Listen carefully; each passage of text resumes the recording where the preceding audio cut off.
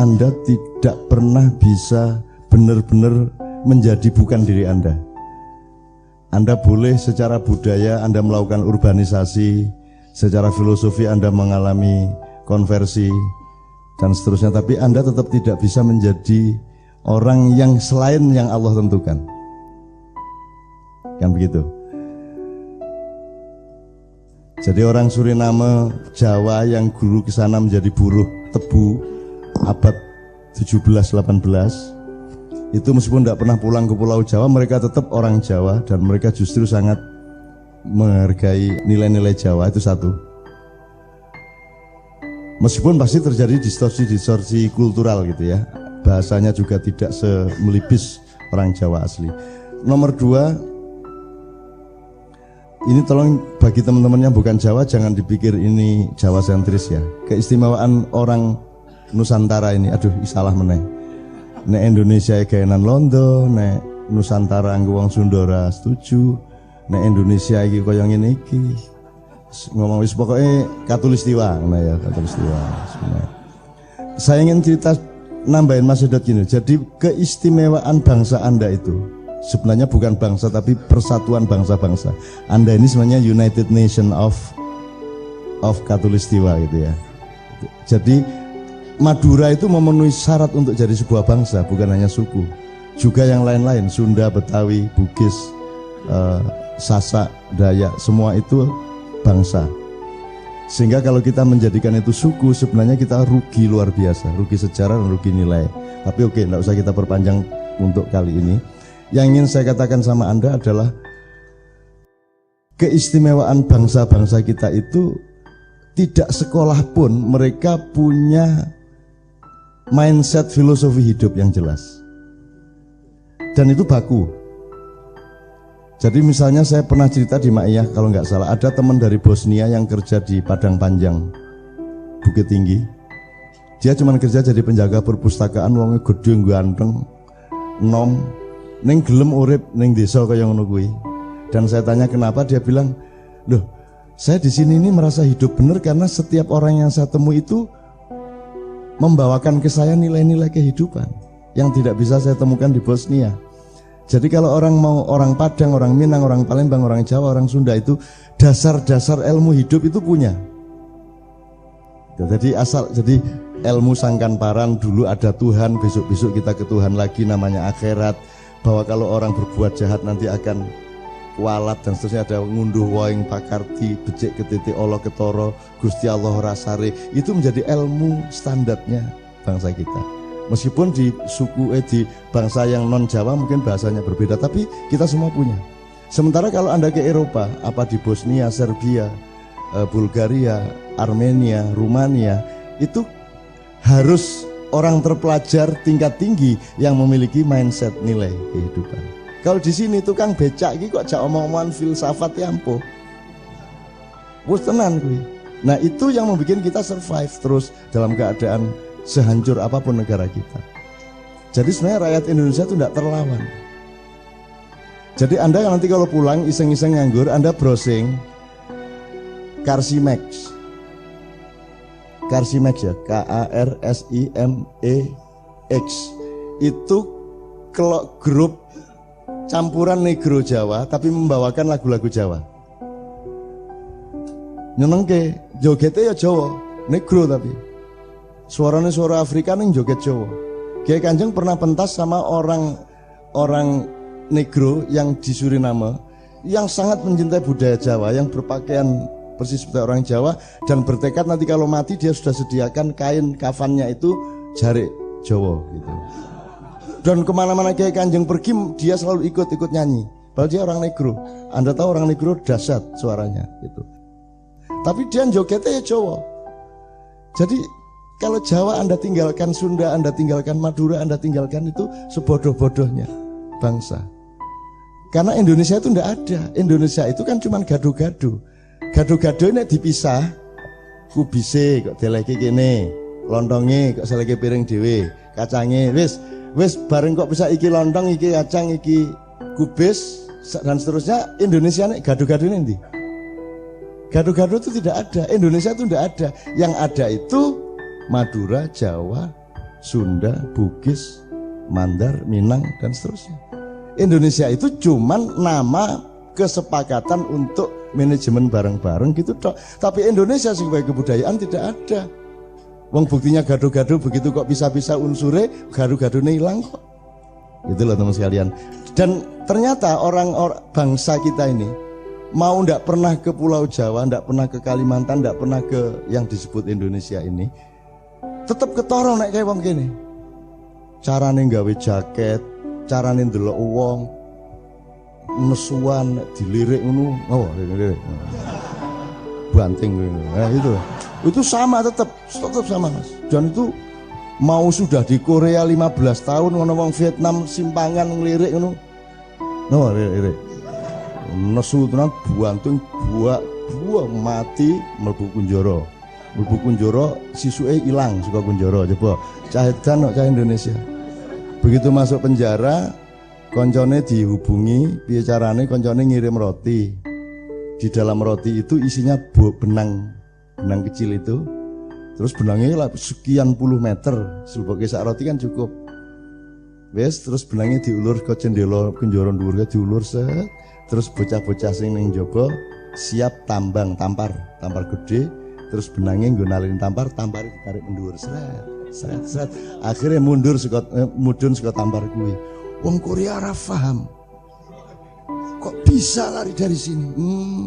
Kowe ora ngerti ilmu panglimunan. Padahal ya mengakali maling gitu. Gitu. Jadi teman sekalian, ini memperkuat Jawa digawa. Bukan sentris memang loh. Mosok ayam menjadi ayam terus disebut ayam sentris. Piye to ki karepe? Ya ayam enggak masalah. Kan selalu saya bilang kalau dalam Islam yang NU terus aja njur dadi makyai ora ono. Makyai itu cuma kumpulan kita bersama-sama untuk dijenengi wae supaya kita bareng-bareng murni berpikir, murni menenangkan hati, murni mengurusi apa-apa. Itu tok. Itulah teman sekalian. Jadi misalnya kita di sini bicara sesuatu, semua itu kita inventarisasi. Semua sudah ada tafsirnya loh Mas. Gundul pacul sudah ada tafsirnya. Di mana-mana belum ada loh. Kita tok yang naswirin loh, ya.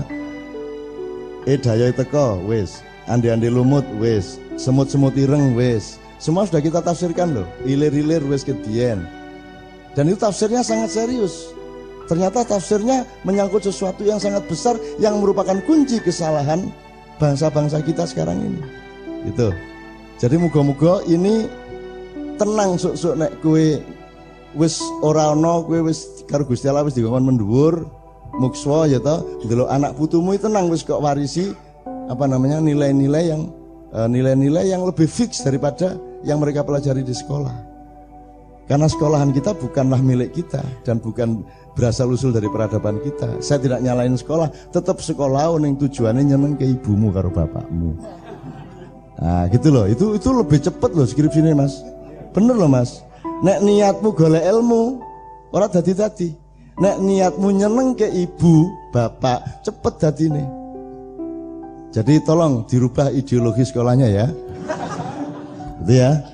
Orang Indonesia itu tahan karena dia sejak lahir dalam habitat rumah tangganya itu sudah dididik untuk mengerti sangkan paran. Min wa ila ya. Jadi min ain wa ila ain ya. Jadi kita tuh tahu dari mana mau kemana. Jadi gampangane duwe akhirat lah. Duwe Gusti Allah. Jadi ono apa-apa ki mudah. Masih ada pintu yang namanya akhirat, ada pintu yang namanya Gusti Allah Rasare, itu ada pintu. Sejauh saya tahu misalnya di Korea yang tadi saya ceritakan, orang Korea itu tidak ngerti. Mereka itu ngertinya kerja. Jadi jam 8 esuk kerja, jam 8 bengi bingung. Nah, selesai kerja. Dilang-dilang mabuk. Karena begitu malam hari dia ketemu sama dirinya sendiri dan dia tidak paham dirinya sendiri. Saya itu dari mana, asal usulnya dulu gimana, besok-besok terus kalau mati bagaimana. Jadi mereka sangat takut mati karena tidak punya harapan sesudah berakhir kehidupan yang ini. Jadi angka bunuh diri sangat tinggi. Jadi mending wong Indonesia dihajar oleh ketidakpastian terus menerus, ning tetep ono bolongane nang akhirat ki mau. Gitu loh. Dari sudut revolusi itu merugikan, tapi dari sudut ketahanan bangsa sangat menguntungkan. Dia pak kira apa-apa. itu orang Indonesia. Makanya tadi saya bilang kalau di Korea itu bagus untuk warga negara, tapi untuk manusia sangat tidak bagus. Jadi kalau Indonesia sangat buruk untuk warga negara, tapi sangat dahsyat enaknya untuk manusia. Kita betul-betul bisa jadi manusia di sini. Itulah teman sekalian.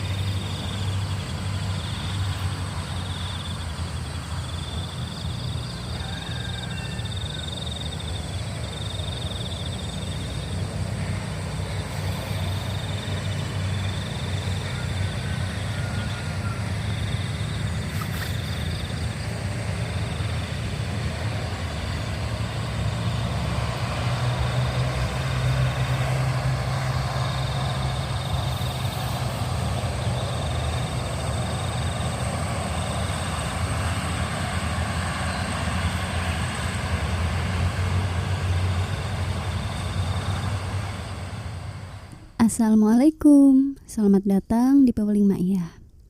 Berikut ini hanya sekedar ulasan atau pointer untuk pembelajaran bersama, untuk belajar menggarisbawahi atau merangkum poin-poin, untuk belajar memasuki pintu-pintu yang sudah Mbah Nun bukakan, dan untuk sedikit belajar mengembangkannya, atau anggap saja di setiap akhiran video Peweling Ma'iyah ini hanya sekedar untuk menyapa saja. Oke dulur-dulur, mari kita mulai ulasannya. Ulasan yang pertama, di awal kutipan video Sinau Bareng ini, Mbah Nun mengawali dengan ngendiko bahwa Anda tidak pernah bisa benar-benar menjadi bukan diri Anda. Mbah Nun pun ngendiko, mungkin boleh saja Anda secara budaya melakukan urbanisasi, atau secara filosofi Anda mengalami konversi dan seterusnya. Akan tetapi, tetap saja Anda tidak akan bisa menjadi selain yang Allah tentukan. Pointer selanjutnya, Mbah Nun pun memberikan beberapa contoh yang beliau ceritakan, yakni perihal seorang keturunan Jawa yang tinggal di Suriname dan sama sekali tidak pernah menginjakan kakinya di Jawa atau di Indonesia ini. Akan tetapi, sifat dan karakternya sama persis seperti orang Jawa, walaupun tidak pernah tinggal di Jawa. Walau pasti mungkin ada beberapa distorsi, artinya bahasanya mungkin tidak selancar orang yang tinggal di Jawa, akan tetapi karakternya yang tidak bisa berubah. Pointer selanjutnya, Mbah Nun menerangkan tentang keistimewaan bangsa Indonesia, di mana setiap suku di Indonesia ini sebenarnya berskala negara. Sehingga ketika kita menganggap itu hanya sekedar suku, maka sesungguhnya kita sedang mempersempit diri kita sendiri. Artinya, daerah saja di Indonesia sudah layak dan memenuhi syarat untuk disebut negara, karena setiap daerah memiliki khas sendiri dan sangat berbeda antara satu daerah dengan daerah lainnya. Karena setiap daerah di Indonesia memiliki jati dirinya masing-masing yang sangat berbeda antara satu dan lainnya. Bayangkan, sama-sama Jawa saja bahasanya sudah berbeda, kebudayaannya berbeda, keseniannya, wataknya, dan logatnya pun berbeda. Salah satu yang juga Mbah Nun contohkan tentang keistimewaan bangsa Indonesia adalah orang Indonesia itu memiliki filosofi hidup yang luar biasa. Kemudian Mbah Nun pun memberikan beberapa contoh seperti Gusti Boten Sare, ngunduh wohing pakarti, becik ketitik, olo ketoro, dan seterusnya. Mbah Nun pun ngendiko, jadi jika di luar negeri orang untuk dapat berbicara dan memiliki filosofi hidup itu harus sekolah tinggi dahulu sampai doktor, baru mereka memiliki filosofi hidup. Sedangkan di Indonesia mau tukang becak juga diajak ngomong filosofi sangat ampuh. Selanjutnya Mbah Nun pun memberikan contoh yang lainnya. Intinya, pada pointer ini yang Mbah Nun kemukakan itu adalah tentang keistimewaan bangsa Indonesia. Dulur-dulur, jika kita mencoba sedikit memasuki pintu yang sudah Mbah Nun bukakan, maka suka rasa-rasanya untuk saya tidak mengamininya. Karena memang benar-benar kita ini ditakdirkan Tuhan dengan berbeda-beda. Sehingga sulit sekali untuk meletakkan di dalam akal saya jika ada seseorang yang tidak ridho dengan kelebihan yang telah Tuhan berikan kepada masing-masing dari kita. Bukankah apa yang telah Tuhan pilihkan itulah yang terbaik? Lantas, kenapa sekarang kadang kita tidak mau menjadi diri kita sendiri? Selalu saja Barat yang dianggap paling hebat, dan selalu saja Arab yang menjadi kiblat. Oke lah, Barat mungkin hebat dalam segi tertentu seperti keduniawiaan, gedung-gedung tinggi, jalan tak berlubang, dan sejenisnya itu yang bersifat keduniawiaan. Oke, mungkin Arab juga amat sangat hebat, akan tetapi perlu diingat Arab tidak sama dengan Islam. Artinya, Arab dan Islam adalah dua hal yang berbeda. Dan kita harus bisa membedakannya. Contohnya, Mbah Nun sering sekali mengingatkan kita akan hal itu. Misalkan, kita harus bisa membedakan manis dan gula. Artinya, gula pasti manis, sedangkan yang manis belum tentu gula. Atau, contoh yang lainnya, kita harus bisa membedakan ombak dan air. Mbah Nun juga sering sekali ngendiko. Misalkan, baru mau berangkat umroh sudah jadi orang Arab. Baru juga sampai bandara, pakaiannya sudah seperti Abu Jahal. Semua contoh, istilah, perumpamaan, atau kata-kata yang sering Mbah Nun sampaikan di setiap ayahan itu, intinya beliau mengajak kita untuk merenungi kembali akan apa yang berlangsung di dunia sekarang ini. Dan yang pasti beliau membukakan hal-hal yang belum pernah dibukakan, atau yang mungkin selama ini lama terpendam dan sudah kita lupakan. Misalkan, kata-kata dari Mbah Nun di atas itu perihal Abu Jahal. Mungkin kata-kata dari Mbah Nun itu sangat tidak asing dan masih teringat jelas bagi sebagian dari kita. Karena memang tidak jarang beliau lontarkan dalam setiap acara mayahan. Dan saat saya dulu pertama mendengar kata-kata itu dari Mbah Nun, langsung seperti dibuka akal saya. Artinya, benar-benar membukakan pikiran saya atas apa yang Mbah Nun ngendikokan itu. Dan dalam hati berbisik lirih, oh iya ya, Abu Jahal kan juga berpakaian seperti Rasulullah. Lawang itu budaya berpakaian orang Arab kok. Oh iya ya, di Arab kan panas, padang pasir. Pantesan mereka memakai sorban atau penutup kepala. Jadi, awal saya mendengar kata-kata Mbah Nun yang soal Abu Jahal itu, sungguh seolah-olah saat itu saya langsung flashback kepada semua kata-kata Mbah Nun yang pernah saya dengar. Tiba-tiba langsung, oh iya ya, pantesan Mbah Nun sering ngendiko Anda harus bisa membedakan antara Arab dan Islam. Oh iya ya, pantesan Mbah Nun sering ngendiko bahwa sekarang ini kita tidak mau menjadi diri sendiri. Oh iya, pantesan Mbah Nun sering ngendiko bahwa enak sekali kalau kamu buka puasa pakai kurma dapat pahala. Terus kalau kamu buka pakai belimbing tidak mendapatkan pahala. Enak sekali kalau kamu pakai gamis itu sunnah Rasul dan dapat pahala. Sedangkan yang berpakaian seperti mbah-mbah yang di tengah sawah tidak dapat pahala. Pokoknya saat pertama saya mendengar kata Mbah Nun yang soal Abu Jahal itu, terus berderet-deret kata-kata oh iya ya dalam benak saya. Yang intinya, kalau boleh saya sedikit mengingatkan, tolonglah jadi diri kita dan cintailah takdir kita sebagai makhluk di negeri yang kaya dan indah ini. Karena negeri yang amat sangat kita cintai ini amat sangat banyak memiliki kehebatan yang tidak dimiliki oleh negara manapun. Bukankah Jawa, Madura, Sunda, Sumatera, dan seterusnya itu juga takdir dan ciptaan Allah? Maka marilah cintai jati diri kita ini. Tapi rasa-rasanya memang tidaklah mudah menjadi diri sendiri di abad sekarang ini. Karena memang tanah dan cuaca sekarang tidak mendukung untuk seseorang tumbuh menjadi dirinya sendiri dan mengenali jati dirinya sendiri. Malahan sekarang kita meresmikannya sendiri dengan lahirnya kata tradisional. Seolah-olah itu hal biasa, namun coba renungi, tradisional. Perhatikan saja, pokoknya yang dari luar-luar atau yang ada sekarang-sekarang ini, maka itu modern. Sedangkan apa saja yang dari diri kita disebut tradisional, kuno, dan sejenisnya itu. Padahal, coba kita pikir ulang, apakah gedung-gedung yang katanya modern ini masih bisa bertahan 10.000 tahun lagi? Sebagaimana situs Gunung Padang misalnya, atau Candi Borobudur dan sejenisnya itu. Belum lagi rasa-rasanya sukar sekali untuk kita sekarang ini dapat berpikir sportif.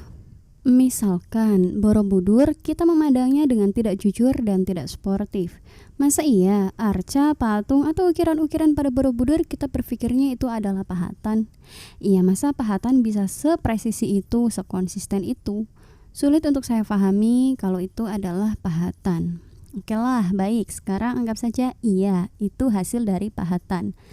Nah, apa ada seniman modern atau orang paling pintar soal pahat bisa membuat seni sepresisi Borobudur? Atau ada arsitektur sekarang ini yang bisa membuat bangunan sekompleks itu tanpa paku, cor, dan sejenisnya, namun bisa setahan dan sawit itu?